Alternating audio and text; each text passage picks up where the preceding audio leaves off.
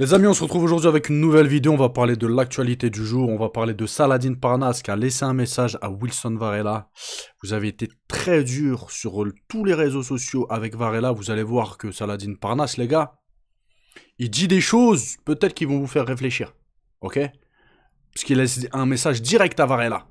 Ok, je m'y attendais pas, etc. Bref, il a laissé un petit message. On va parler de Dana White, les gars. Il y a quelques jours, j'ai fait une vidéo en vous disant que Dana White avait dit que pour 2025, il allait préparer un combat énorme. Genre le combat du siècle. Et les gars, vous allez voir qu'il semblerait que ce soit potentiellement Francis Ngannou. Mais vous inquiétez pas, je vais vous en dire plus. On va aussi parler du KSW, les gars. L'événement où Varela et Saladin Parnasse sont combattus. Et il semblerait, les gars, après les tests antidopage, qu'il y ait énormément de combattants qui ont été potentiellement dopés. Je ne vais pas vous donner le nombre exact pour l'instant, vous verrez ça dans le reste de la vidéo, mais c'est un truc de fou. Il y a même des combattants comme Amin Ayoub, etc. Vous allez voir, ils ont commenté, ils sont choqués. Les gens, ils sont choqués, les gars. Donc potentiellement, il y a des Français qui sont dopés. Ne pensez pas que c'est que les étrangers qui se dopent, hein. Faut pas croire, hein. Il y a des Français, les gars, ils sont chargés. C'est comme ça, les gars, c'est le sport de haut niveau, il y a des milliers d'euros en jeu, etc. C'est comme ça. Donc là, il y a eu beaucoup de potentiellement dopés. On va revenir sur ça, bref, on va parler d'Islam Makhachev, etc., etc. On va faire le tour de l'actualité. Et là, il semblerait, les gars, il y en a, ils ont fait leur petite recherche. Et regardez, je vous mets ça tout de suite. Si ça se fait, ce sera incroyable. Et si c'est ça, bien évidemment. Attendez, bougez pas. Voilà. Il semblerait, les gars, que Dana White et Francis Ngannou recommencent à se follow sur Instagram. Donc le mec, il dit quoi? Et si c'était John Jones Ngannou ou Aspinall Ngannou, le combat tant attendu? Comme on peut voir, les deux se resuivent. Donc les gars, c'est bizarre. On sait que les deux se détestent, ne s'aiment pas du tout. Il y a quelques temps, il s'était unfollow, il me semble. Donc là, s'ils recommencent à suivre, etc., les gars, c'est pas anodin. Je ne pense pas que ce soit anodin. Donc très probablement, hein, potentiellement, 2025, les gars, Francis Ngannou, on pourrait le voir combattre contre un combattant de l'UFC. Et ça, les gars, ça serait plutôt pas mal. Un petit Francis Ngannou Alex Pereira, ce serait pas mal. Un Francis Ngannou John Jones. Vraiment, les gars, je vous l'ai déjà dit, hein. Francis Ngannou John Jones, ça me hype beaucoup. Mais je ne sais pas pourquoi, je serais beaucoup plus hypé par un combat entre Francis Ngannou et Alex Pereira. Les deux gros punchers. Les deux plus gros punchers actuellement, je pense, sur la planète, hein, c'est eux. Je pense que ce serait un combat de fou. Pour voir qui est le vrai puncher, le numéro 1. Voilà. Donc on va voir, hein. Ça se trouve, on se trompe totalement, mais quand même, c'est bizarre. Le fait qu'ils se suivent, c'est chelou. De toute façon, les gars, on va rester branchés. Dès que j'ai des news, je vous tiens au courant, quoi qu'il arrive. Maintenant, les amis, on va continuer avec Alex Pereira et Khamzat Chimaev. Donc, selon Robert Whittaker, il y a un journaliste qui lui a posé la question. Si Alex Pereira doit affronter Khamzat Chimaev, pour toi, c'est lequel le meilleur, quoi? Sachant, les gars, qu'il y a aussi une rumeur que potentiellement Alex Pereira pourra affronter Khamzat Chimaev, là, prochainement. Donc là, il y a beaucoup de choses qui se disent sur Internet. Il y a sans doute beaucoup de négociations aussi. Donc je pense qu'il y a beaucoup de vérité. Après, bon, voilà. Quand c'est en négociation, c'est pas sûr à 100%. Donc potentiellement, ce combat, il peut avoir lieu aussi, les gars. Surtout qu'Alex Pereira a annoncé qu'il n'allait pas affronter Ankalaev. Donc je suis extrêmement déçu. Pour moi, il a peur d'Ankalaev, très clairement. Par contre, s'il affronte Khamzat Chimaev, je pense pas qu'on pourra dire ouais, qu'il a peur d'Ankalaev. Voilà. Parce que Khamzat Chimaev, ça reste quand même un très gros lutteur, voilà, un des meilleurs lutteurs. Après, je pense qu'il y a quand même une différence de gabarit, hein. Khamzat Chimaev en 93 kg, est-ce qu'il aura la puissance, etc. pour affronter un mec comme Alex Pereira? C'est ce que Whittaker, justement, il dit dans le truc. Et je vais vous lire, justement, ce qu'il a dit. Donc, il a dit quoi? Khamzat Chimaev gagnerait facilement selon lui. Après, il se reprend, il dit quoi? Pas facilement, mais Chimaev est mon choix. Je ne sais pas, à moins que le changement de force chez les poids lourd léger soit tel que Chimaev ne puisse pas le mettre au sol.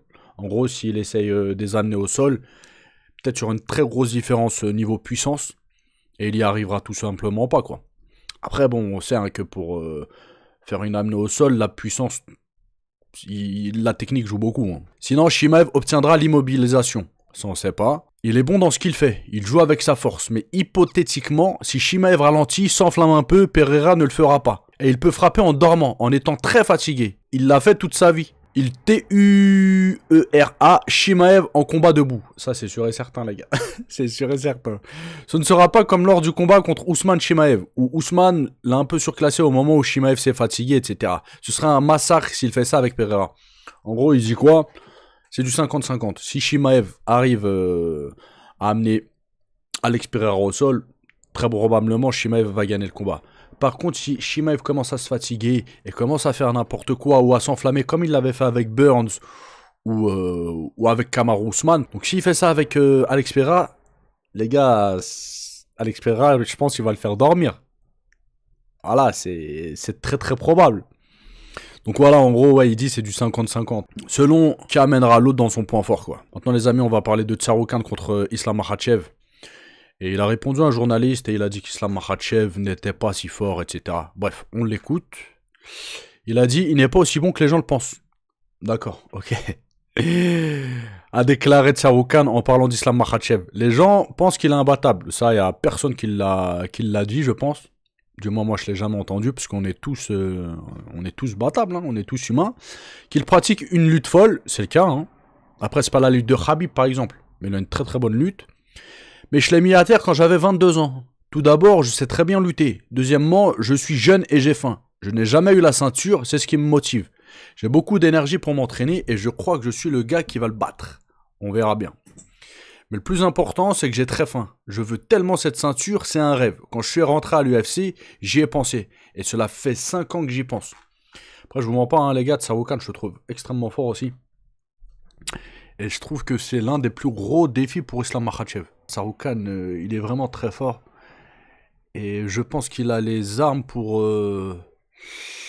pas pour dominer Islam Makhachev, parce que je le vois pas le dominer. Bah pour faire un combat serré, quoi. Pour faire un très très beau combat. Donc oui, très clairement, hein, je pense qu'Islam Makhachev est meilleur, mais ça reste, comme il le dit, hein, quand même un gros client et un vrai danger. Donc les amis, là, ça vient tout juste de sortir. Une dinguerie qui vient de sortir. Il semblerait que 5 combattants ayant participé au KSW auraient effectivement été testés avec la présence de substances interdites dans leur corps. Les noms n'ont pas encore été révélés et nous sommes toujours dans l'attente des résultats définitifs. Je ne sais pas si vous imaginez. Si l'AFLD confirme un verdict final positif, pour certains, ils feront face à des sanctions comme l'interdiction de combattre en France durant plusieurs mois ou années. De plus, si ces combattants ont remporté leur combat, les résultats de leur victoire seront modifiés. Ouah, c'est une dinguerie. Donc là, il y a des combattants comme Ami Ayoub, etc. Bah, ils sont choqués en fait. Parce que c'est choquant sur une carte comme ça. 5 combattants minimum, hein, au minimum, sûrs, qui ont été signalés suspects niveau dopage. Donc est-ce que dedans il y a des Français, hein? Est-ce que dedans il y a des Français? On va le savoir. Parce qu'il faut arrêter de croire, hein, genre que les dopés c'est que les étrangers. Les gars, il y a des Français, ils se dopent, ou ils se sont dopés. Faut arrêter, voilà. Donc les gars, on va rester branchés, on va suivre ça de très très près. Les gars, maintenant on va terminer avec l'info que vous attendez sans doute tous. C'est Saladin Parnasse qui a laissé un message à Wilson Varela. Avant de vous mettre la vidéo, les amis, Wilson Varela, il a dit qu'il déposait les gants, qu'il arrêtait sa carrière. Il y a beaucoup de monde qui ont dit qu'il envoyait des messages, etc. Des tweets, machin. Non, arrête pas de combattre, continue, etc. Je comprends, moi, que les gens le disent ça. Même moi, j'ai eu la réaction de dire, ouais, faut qu'il continue. Mais avec du recul, les gars, on peut pas se permettre de dire ça. Du moins, moi, je ne peux pas me permettre de dire ça. Parce que, on le sait, hein, être combattant, c'est beaucoup de sacrifices, beaucoup d'efforts. Que ce soit dans tout, dans la diète, vie privée, effort physique, etc. Il faut être vraiment déterminé. Et à un moment donné, les gars, si t'es un combattant et que tu veux plus combattre, t'as plus la déterre. Bah, t'as plus la déterre, quoi. Tu vas continuer à combattre, pourquoi? Pour te faire péter ta bouche.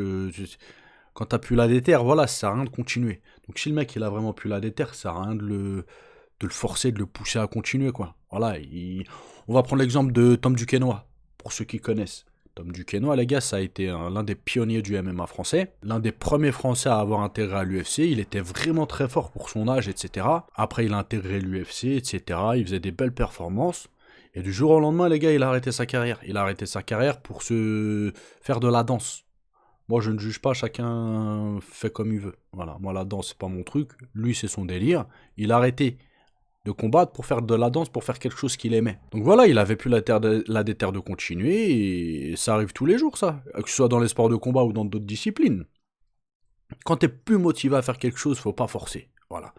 Donc là, peut-être que déjà de base, hein, Varela en avait marre de combattre, peut-être il l'a jamais dit, et peut-être que ça a été la goutte d'eau, quoi, la goutte d'eau qui a fait déborder le vase. Le truc avec le docteur, il y en a beaucoup qui disent c'est rien, etc. Pour moi, c'est pas rien, je le répète, ça a dû jouer sur son mental, déjà s'il était pas bien psychologiquement, etc. Et en plus de ça, bah, Salah, il l'a fini vite fait. Donc ça aussi, ça doit jouer, les gars. Donc voilà, s'il continue pas sa carrière, bah moi je l'en voudrais pas. Il fait ce qu'il veut, il continue, tant mieux. Tu continues pas, bah bon courage pour la suite dans ce que tu vas entreprendre, quoi. Bref, j'ai assez parlé, les amis. Je vais vous laisser le message de Saladin Parnasse. Ah oui, mais avant, les gars, c'est sur RMC Sport Combat, le Twitter. Donc rejoignez-les, ils ont une chaîne YouTube. Je suis pas allé voir, hein, la chaîne YouTube, mais je pense qu'il y a la chaîne YouTube RMC.